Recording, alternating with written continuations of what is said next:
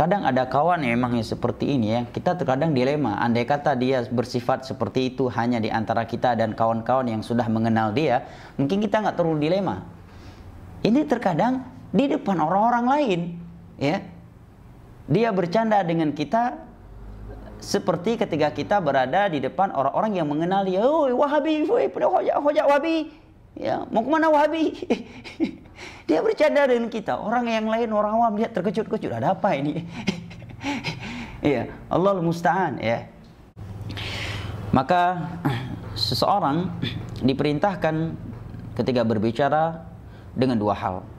Yang pertama, dia membicarakan yang baik dengan kata-kata yang baik. Kalau tidak, maka hendaknya dia memilih diam. Ini merupakan petunjuk Nabi SAW yang akan menyelamatkan dunia dan akhirat seseorang.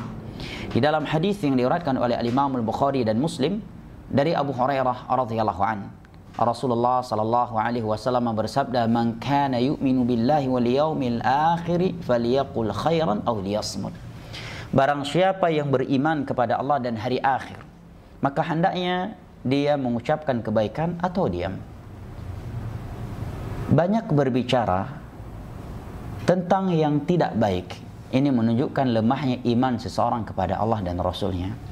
Karena andai kata imannya kuat, dia benar-benar mengagungkan Allah, takut kepada Allah, ya, dan mencintai kampung akhiratnya, maka tentu dia tidak akan berbicara kecuali tentang kebaikan dan dengan kebaikan. Kalau tidak, maka dia akan diam. Ini kriteria mukmin sejati. Baik. Hal kedua yang beliau sebutkan di dalam adab yang keempat ini adalah terkait suara ketika kita berbicara dengan orang lain. Kata beliau, "Wakhfid sautak." Pelankan suaramu. Jangan ya dinaikkan volumenya melebihi kebutuhan. Di dalam surat Luqman, Allah Jalla wa Ala berfirman menyebutkan nasihat Luqman al-abdu salih kepada anaknya. Ya. Kaifa al-ayah ya akhi Farhan? Inna ankara al-aswati la sautul hamir. Qabla waghdud min sautik. Inna ankara al-aswati la sautul hamir. Luqman berikan nasihat kepada putranya, tahanlah suaramu ketika berbicara. Jangan berbicara dengan orang laksana berbicara ya dengan hewan, mohon maaf ya. Karena ada sebagian orang berbicara dengan orang laksana berbicara dengan hewan. Iya. Tidak ada sopan santunnya, dengan suara yang keras ya. Atau seperti berbicara dengan orang yang jaraknya jauh dengannya sehingga dia butuh berteriak-teriak. Ya, kecualikan tentunya jika yang kita ajak bicara adalah orang yang ada gangguan pada pendengarannya. Tentunya ini di luar pembahasan karena suara yang kita angkat tersebut baginya bukanlah suara yang keras sehingga tidak mengurangi daripada kemuliaannya. Ya. Ini hal yang diperhatikan karena Allah Jalla wa Ala menyatakan, "Inna ankaral aswati la sautul hamir." Karena seburuk-buruk suara adalah suara keledai. Dulu sebelum kiaman tidak tergambarkan bagaimana buruknya suara keledai itu. Setelah kiaman baru ya tahu betapa buruknya suara keledai itu tatkala dia menjerit ya, bersuara. Oleh karena ya Allah Jalla wa Ala serupakan orang yang suka berbicara dengan suara yang keras, bukan pada tempatnya, bukan di saat dibutuhkan, ya, itu disamakan dengan suara keledai. Jadi ini seburuk-buruk perumpamaan. Ya. Keledai itu buruk ya suaranya. Ya. Saking buruknya Anda nggak mampu mempraktekkannya ya. Jangan minta itu dipraktekkan. Ya. Inna ankaral aswati la sautul hamir. Ya. Dan ini berkaitan dengan akhlak ya. Jangan ya, aku udah begini wataknya Ustaz. Ya akhi, untuk merubah diri itu memang harus memaksa. Nabi SAW menyatakan, "Waman yatasaddar yusaddirhullah." Barang siapa yang belajar untuk sabar dia berusaha untuk sabar, maka Allah akan anugerahkan untuknya sifat sabar. Demikian juga Nabi bersabda, innamal ilmu bitta'allum wa innamal hilmu bittahallum, dalam sanad yang disahihkan oleh Syekh Albani ini dalam Sahihut Targhib wa Tarhib. Ilmu akan diperoleh dengan belajar, dan sikap bijak al-hilm itu akan diperoleh bittahallum, ya, dengan pengalaman, dengan usaha upaya untuk bersikap bijak, ya. Jangan seseorang ya membiarkan adab yang tidak buruk pada dirinya walaupun dia sudah bertahun-tahun ngaji, ya, dengan alasan ya karakter saya sudah seperti inilah. Karena ada sebagian orang ya, dia kira ini hal yang sepele, tidak perlu dia ubah karena itu adalah karakternya. Lah, akhlakul karimah para ulama sebutkan itu ada dua bentuknya. Yang pertama jibilli, akhlak yang memang dari sono, ya kata orang Indonesia, ya. Dari sananya memang dia udah berakhlakul karimah, dari orang tuanya, keturunannya, ya. Seperti wafd Al-Qais Ibn Al-Ash'ath, ya.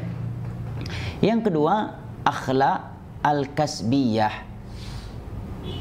Backgroundnya bukan orang yang berakhlak karimah, historinya kurang bagus.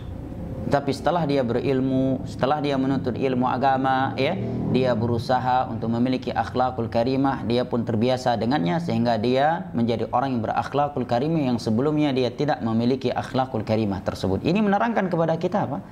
Bahwa seorang itu bisa merubah akhlak buruknya dan dia dituntut untuk berupaya berakhlakul karimah. Terkadang ada kawan yang memang seperti ini, ya. Kita terkadang dilema. Andai kata dia bersifat seperti itu hanya di antara kita dan kawan-kawan yang sudah mengenal dia, mungkin kita nggak terlalu dilema. Ini terkadang di depan orang-orang lain, ya. Dia bercanda dengan kita seperti ketika kita berada di depan orang-orang yang mengenal dia. "Oi, Wahabi, woi, pada hojak Wahabi. Ya, mau kemana Wahabi?" Dia bercanda dengan kita. Orang yang lain, orang awam, dia terkejut-kejut. Ada apa ini? Ya, Allahul Musta'an, ya. Atau adab-adab yang lainnya, ya. Bicara dengan jarak yang dekat, tetapi ya, seperti orang yang sangat jauh dari dia, ya. Dengan suara yang pelan, suara dia sudah terdengarkan oleh kita. Ini dia teriak, ya, seperti orang yang berada di tengah-tengah laut. Ya. Ini tidak baik, ya. Ini tidak baik.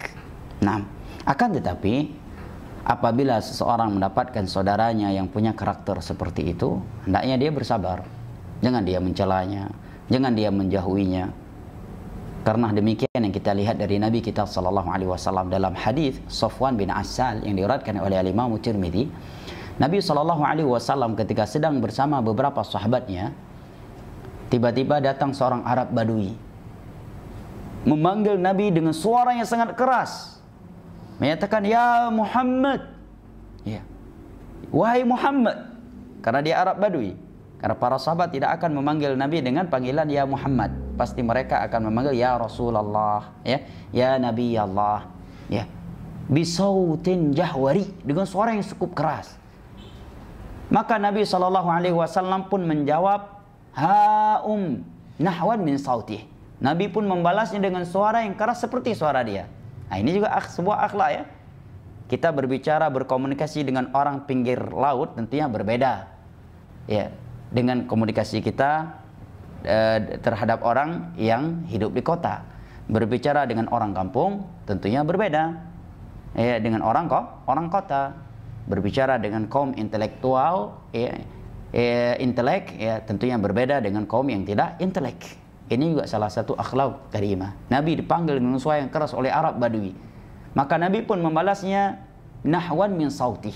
Ha'um. Ha'um itu, ini ana. Itu artinya ha'um. Bisautin jahwari. Baik. Namun secara umum, ya, seorang hendaknya ketika berbicara, ya, tidak mengangkat suaranya. Karena itu lebih memuliakan orang lain yang sedang dia ajak bicara, ya.